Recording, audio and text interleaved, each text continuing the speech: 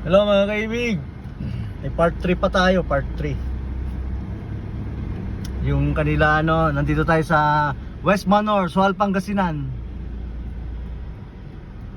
Ayun, nagagawa sila ng mga kubo. Ang ganda ng mga kubo nila. Yung mga frame yun, tignan yung bahay doon, building oh. Oh.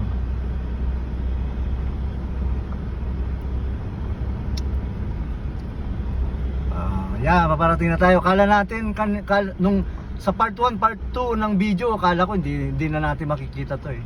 Ayun oh, West Manor na. Oh, West Manor. Oh, West Manor.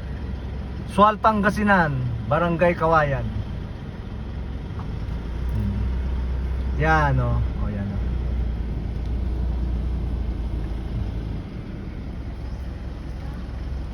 Ginagawa pa lang po ito. So nagbibideo ako ha, okay lang? Men.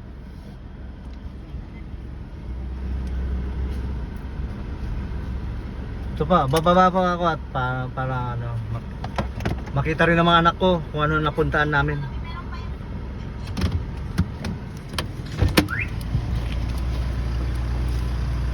Yan, ang daming mga halaman, ang ganda.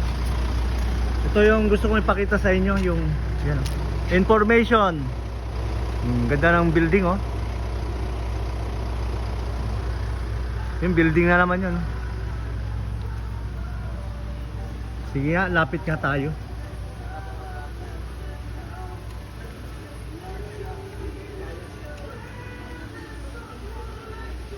Para makita yung yung swimming pool. Ah, ito na. Sige na.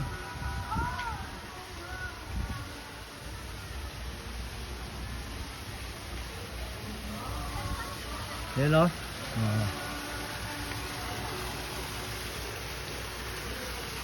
Ganda po. Ganda. Ito yung sinasabi nila na may yung tubig bumabagsak. 4 daw ito na swimming pool. 4.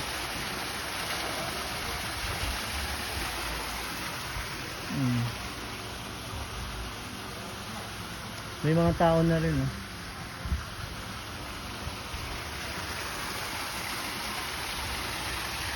So doon may 3 pang pool doon. Yan oh.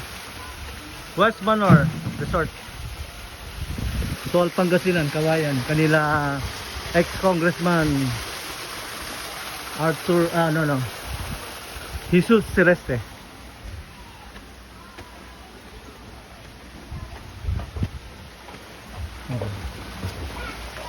Yan. 1, 2, 3, 4, 5, 5. 5 swimming pool to. Ito pang kids. Ayan o, may mga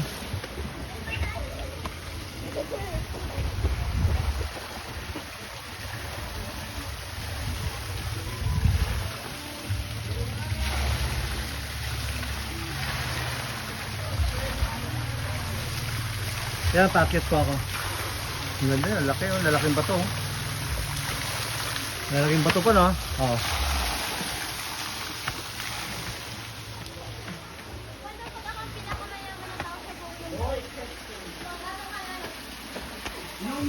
Oh, ito ang unang pool.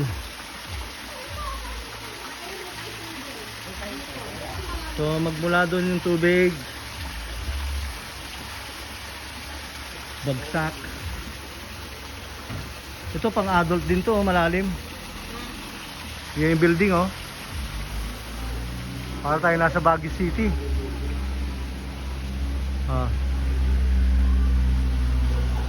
So ito yung unang pool. So ganyan. Second pool. Third pool.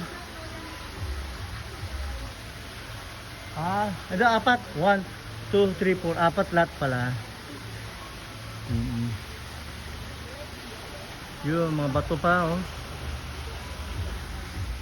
So nag-accept na sila ng dito. Pwede na yung public, siyempre may bayad.